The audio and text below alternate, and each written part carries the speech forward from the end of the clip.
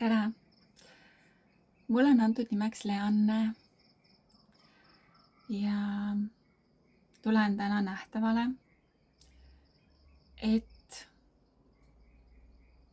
astuda välja väga ebamugavast kohast, kus ma täna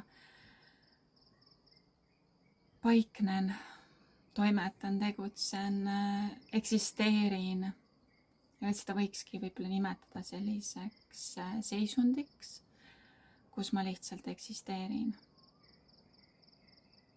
Kus ma lihtsalt eksisteerin, teen oma igapäevaseid toimetusi, elan, söön, hingan, magan.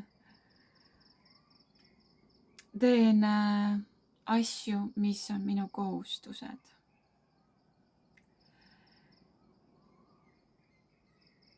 Aga ma lihtsalt olen. Ja ma olen nii tugevalt kinni oma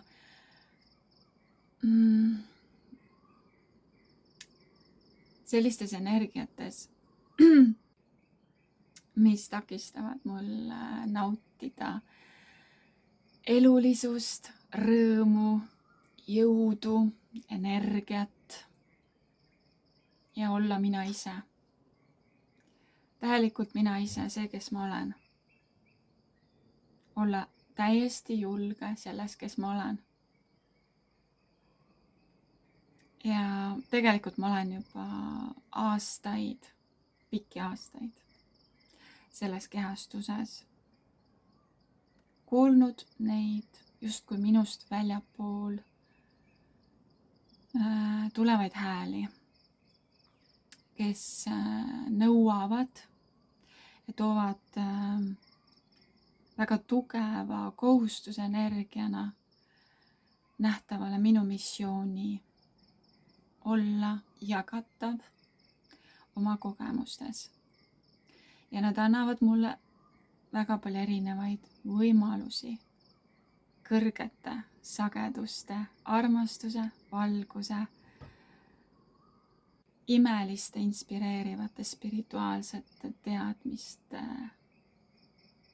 allikasse, ligipääsu. Ja kui ma seda jagan, siis ma saan seda ka oma elus käsitleda, kasutada, inspireeruda. Ja ma olen seda häält vaigistanud. Minu varjukülg on rääkinud mulle väga palju, väga uskuvaid, kuidas see sõna on, et ma usun väga tõetruult ja väga tugeva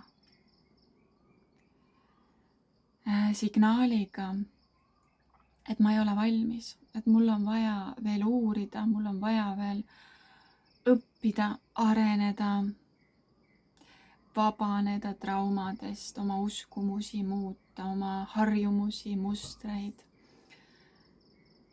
Ja et neid, kes jagavad, neid on maailmas nii palju, et sul ei ole ruumi seal, et ära reosta. Ära reosta oma jagamisega, sest neid jagajaid on nii palju, sa lihtsalt tarbi seda, mida teised jagavad. Ja võib-olla kui sa piisavalt palju tarbid ja uurid ja arened ja koged, et siis kunagi oled sa nii ilus, et siis sa oled valmis. Ja ma olen neid lugusid jäänud väga pikki aastaid uskuma. Ma arvan, et ma siiamaani usun neid lugusid. Ja mul on väga ebamugav olla selles julgusenergias, tulla nähtavale lihtsalt sellega, et ma jagan. Ja mu jagamine ei peagi olema selles esimeses jagamises video näol kuidagi väga tähendusrikas või megalt inspireeriv. Vaid ma tulen siis enda pärast. Tulen siis enda pärast, et teha see esimene samm, kus ma astun sellest tardunud olekust välja ja teen midagi täiesti uut, mida ma ei ole varem teinud. Ja ma tunnen, et mul on väga ebamugav olla. Ja see ongi üks samm lähemale iseendale, sest tegelikult selle sammuga ma kogen ja näitan oma varjukülgedele, oma alateadlikele sabotööridele. Ja tegelikult on see turvaline ja nad ei pea mulle rääkima neid lugusid, kus ma ei ole piisav, kus ma ei ole piisavalt tähendusrikas, kus ma ei ole valmis, kus ma olen ebakompetentne, kus ma ei ole piisavalt ilus, et kes olen mina. Ja see teema on väga tugevasti meie ühisväljas, meie kollektiivses väljas inimestena, kes me siin kogeme, meie hingekehastused inimkehas. Väga palju liiguvad meie seas ringi need energiad, kes ütlevad, et me ei ole piisavad, aga igale raamatule on leheküljed, igale potile on gaas, igale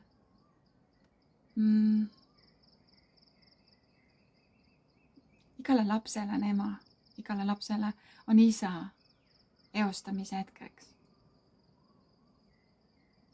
Ja me elame sellises duaalses maailmas, kus on valgus ja pimedus, armastus ja vihkamine ja nii edasi ja nii edasi. Ma ei hakka kõiki neid siin välja tooma, neid on mustmiljon, triljon, kõik võimalikkused.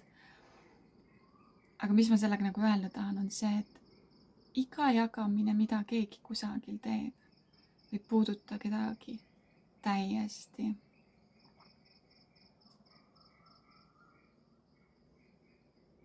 Keda sa ei oleks eluilmas osanud arvata puudutavat. Sest meie sagedused on nii erinevad selles ajaruumis, erinevates hertsides, erinevates lainepikkustes. Ja kui keegi on sarnasel või samal lainepikkusel, sageduses, kus olen mina või keegi teine oma jagamises, siis toimub resonants, toimub äratundmine. Ja sealt võib mingi shift toimuda, et see inimene märkab, ta tuleb kohale. Ta tuleb kohale sellesse, et vau, ma ei ole üksinda. Ma ei ole üksinda. Vähemalt üks inimene on veel, kes kogeb selliseid emotsioone, tundeid, energiaid.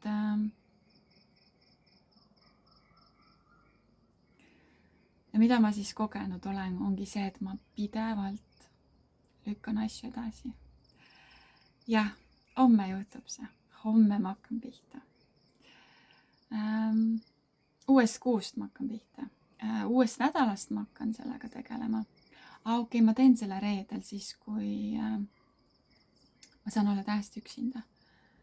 Aga ma teen selle siis, kui ma loen selle raamatu läbi või ma teen seda siis, kui ma näen parem välja. Ma teen seda siis, kui ma teen selle kohtumise ühe armsa sõbraga ära. Ma teen seda siis, kui ma saan uue telefoni, siis mul on parem kaamera. Ma teen seda siis, kui ma saan natukene teadlikumaks. Kui ma saan peale oma sünnipäeva. Et siis on see vanus, kus ma alustan. Ma teen seda siis, kui mul on täiesti vaba aeg, kus ma olen töölt ära tulnud, kus ma olen kooli lõpetanud, kus ma olen selle trauma vabastanud, siis ma hakkan pihta. Ja neid põhjuseid ja ärarääkimisi on väga palju. Et see on puhtalt minu kogemus. Need on need hääled minu peas. Ja siis, kui ma tunnen nad ära ja ütlen, et ei, et ma alustan kohe, siis tuleb, et aga mida sul rääkida? Sa peaksid mingi ettevalmistuse tegema, sa pead täpselt teadma, mida sa räägid. Miks ma pean teadma, mida ma räägin? Ma lihtsalt lähen vooseisundis ja lihtsalt räägin, lihtsalt jagan. Kas on sellel mingit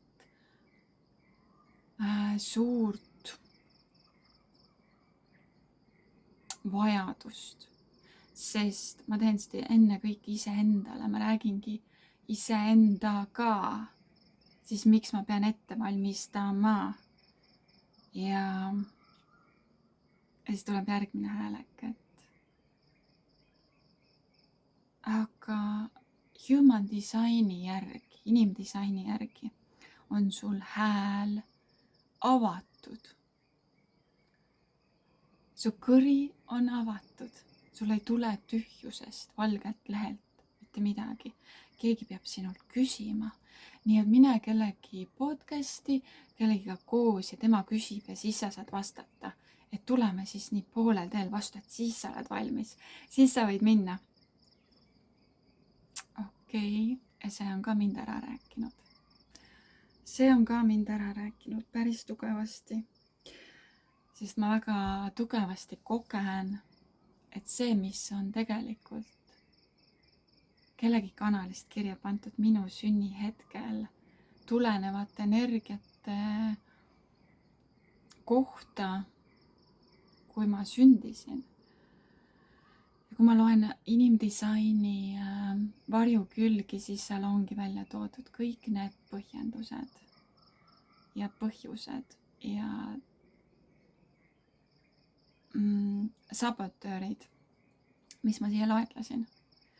Seal on välja toodud, et ma ei ole kunagi valmis. Alati on millegi perfektsema, täiuslikuma poole püüelda.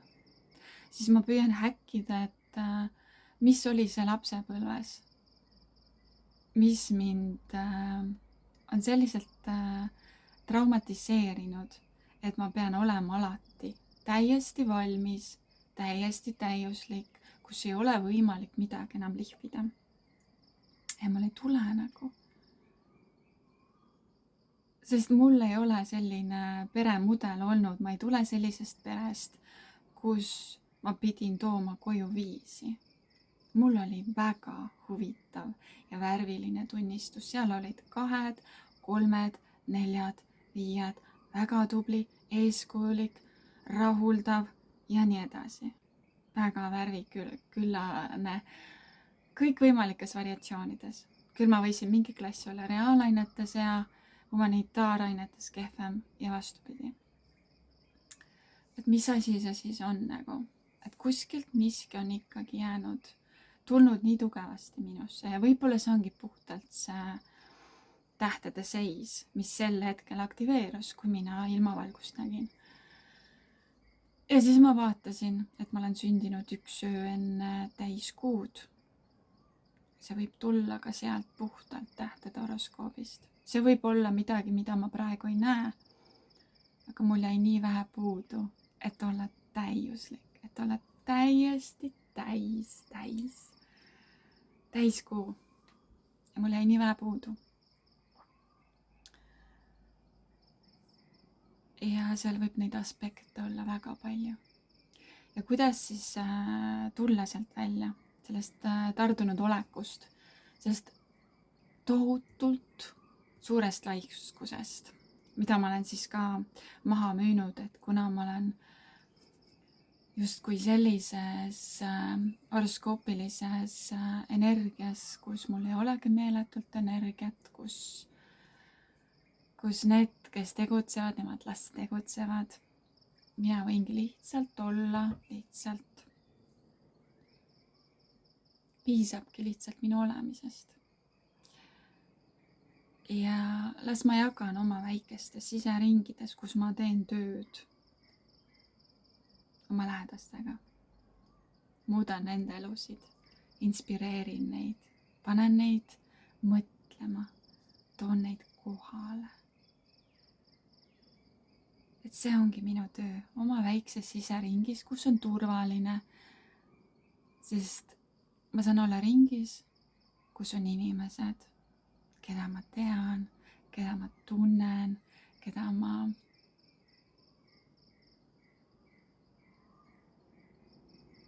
olen koos kogenud erinevaid sündmusi. Ja kui sealt tuleb ka mingi selline energia, kus ma tunnen, et ma ei ole vastuvõetav, siis selle ma suudan enda sees ära lahendada. Aga kui see tuleb kusagilt tundmatust allikast, kusagilt väljapoolt, kusagilt, mida ma ei näe selles reaalses kolmemõõtmelises maailmas, siis kuidas need kahtlused või mingisugused arvamused või hirmud minus aktiveeruvad, üles tulevad ja mis nad minuga teha võivad. Ja kuidas ma siis oma emotsioonidega toime tulen.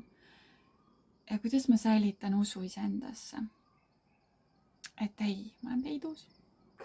Ma olen peidus ja ma rääkisin endale ära, et see missioon, mida ma kannan, mida ma taaskord olen väga palju uurinud astroloogiast, kus mul on väga tugev missioon, meistritee. Mul on nii palju korduvnumbreid, ma olen sündinud 1444. Mu isikukood lõpeb korduvnumbritega. Mu sünnitee või elutee number on 11. Ja ma olen kõik 3 last sünnitanud samal minutil. Mul on hästi palju numbrimaagiat elus olnud. Erinevates kogemustes, ma ei tea, kas võtame siis mingid majanumbrid, mingid kindlad kellaajad, inimesed minu teekonnal. Ma olen väga näinud nagu imelisi, ilusaid seoseid numbrimaagias. Ja siis mingi hetk ma panin selle täiesti lukku, et ei, et see ei oma mingit tähendust, kõigil on need numbrid. Kõigil on mingisugused korduvnumbrid, ilusad, ingelnumbrid. See ei tähenda, et ma olen nüüd tulnud siia kuidagi mingit tähtsat asja ajama, et mina olen kuidagi teistmoodi ja mul on nüüd kohustused. Ja siis tulevad jälle need peegeldused, kus mind kutsutakse koostööd tegema, kus mind kutsutakse erinevatesse projektidesse, kus mind tahetakse kaasata. Ja ma tardun. Ma tardun täielikult, minus hakkab rääkima nii tugevasti see hääl, et sa ei ole valmis. Sa ei tea mitte midagi sellest. Sa ei oska mitte midagi. Aga ometigi on tulnud kusagilt need kutsed. Kuskil siseringis, läbi kõnede, läbi voice'ide, läbi postituste, läbi sündmuste, kus ma olen olnud. On tulnud need kutsed, sest on märgatud minu potentsiaali, minu mingisugust puudutust mingisugusele valdkonnale. Ja siis, kui tuleb see kutse, siis on minu kõige selline harjumuspärane tüüpiline muster see, kus ma algselt luban, sest ma tahan muutust. Ja siis, kui natukene läheb aega mööda, siis ma tunnen, et ei, see koostöö ei ole mulle. See projekt ei ole mulle, sest ma ei oska seda. Ja ma ei taha ja üleüldse see ei kõnetagi mind ja ma puhtalt emotsiooni pealt reageerisin ja siis ma kipun sealt välja astuma. Lähen peitu. Siis ma kukun järgmisesse sellisesse seisundisse, kus ma põgenen ja ma lähen peitu. Kõigepealt ma isegi võib-olla enne seda peitu minemist võitlen iseendaga või siis selle koostööd pakkuva energiaga. ja siis ma põgenen ja lähen peitu. Et kõik need sellised seisundid, kus ma blokeerin võimalikud elulised kogemused, mis võivad tuua nii palju rõõmu, äratundmist,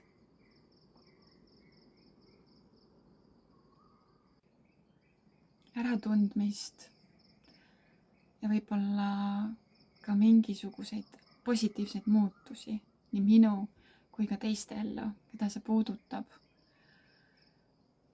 Ma blokeerin ära. Ja praegugi, kui ma siia laivi tulin, ma tundsin, või ma nägin ennast peegelpildis, kus ma ei ole täna hästi maganud. Ma ei leia oma majas nurka, kus teha laivi, kus on loomulik valgus. Mu telefon on paigutatud ebasoodsates tingimustes, sest mul ei ole sellist statiivi, kuhu ma saaksin telefoni panna ja sättida. Mul ei ole valgustust eraldi. Ja mul ei ole välja mõeldud, mida ma täna jagan. Ja tegelikult ma ei soovigi seda esimest jagamist väga pikaks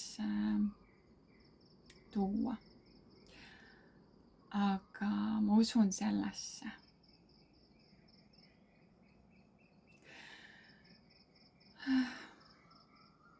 Ma usun sellesse, et kui ma teen selle imelise ukse lahti ja astun sellele teele, siis tuleb palju inspireerivaid, imelisi kanaldusi alla minusse kui teadvusesse, juba sellest, mis kõik on olemas ja kõik need võimalikkused ja reaalsused, mida meie